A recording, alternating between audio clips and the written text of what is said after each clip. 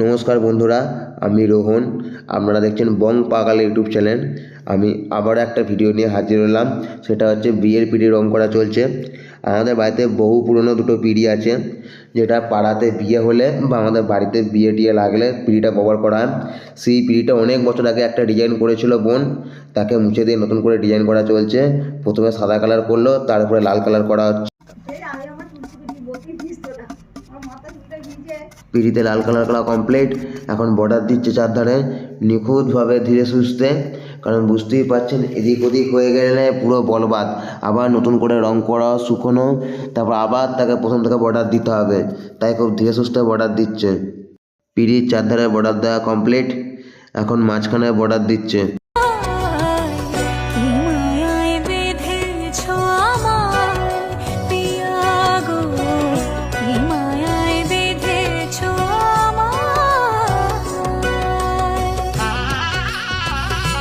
Border দেওয়া complete, এখন design করা চলছে।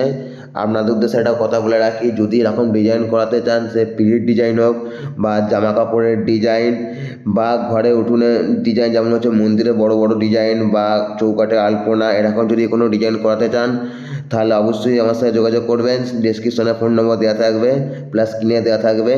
কিন্তু এমার্জেন্সি কাজ হলে বোন করতে পারবে না, কারণ বোন মেসে থাকে, তবু চেষ্টা করবে করে দেওয়ার।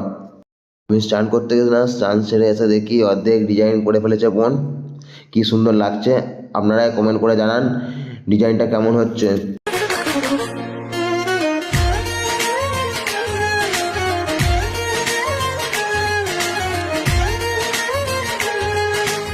একটা পিঁড়ির ডিজাইন কমপ্লিট করে দিয়েছে। কমপ্লিট বলতেই সাদার ডিজাইন নকশাটা ওটা কমপ্লিট করেছে, এর উপরে এখনও কালার হবে। এর পাশাপাশি আর একটা পিঁড়ির ডিজাইনও বোন শুরু করে দিয়েছে। আমরা আর্টিস্টকে ডাকাচ্ছিলাম বললে আর্টিস্ট ঠিক মতো ডিজাইন করতে পারছিল না, গোলটা ঠিক মতো করতে পারছিল না, টেরা বেঁকা করে ফেলছিল। সেই রেগে মেঘে একাকার হয়ে গেছিলো। লাস্টকালে বললো আমি আর রং করবো না, তোরাই কর যা পারিস, এখানে আমি ছেড়ে দিলাম, এই চললাম। আর্টিস্ট রেগে যায় না, আমরা তো আপনার সাথে মজা করছিলাম।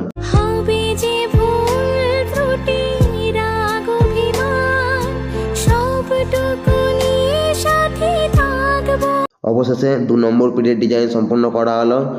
ডিজাইন বলতে খালি সাদা কালারের ডিজাইনটা করা হয়েছে, এর উপরে এখনও রং করা হবে।